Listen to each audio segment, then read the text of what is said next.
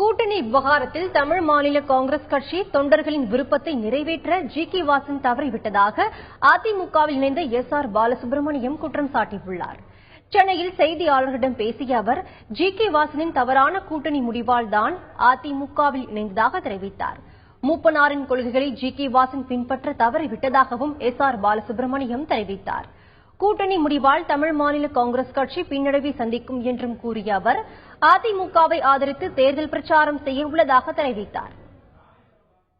85% மேல் நான் குறைந்தபடி சொல்லி குறைந்தபட்சம் 85% மேல் அண்ணா திராவிட முன்னேற்ற கழகத்தோடு தான் தமிழ் மாநில காங்கிரஸ் கூட்டணி வைத்துக் கொள்ள வேண்டும் என்று குறிப்பிட்டிருந்தார். அந்த காலகட்டத்திலே பேச்சுவார்த்தை நடத்த தவறிவிட்டோம். மூப்பனார் எனக்கு காட்டிய வழியில் அதிமுகவோடு இணைத்துக் கொள்வதை தவிர வேறு வழியில் என்று அதிமுகவோடு இணைத்துக் கொண்டிருக்கிறேன்.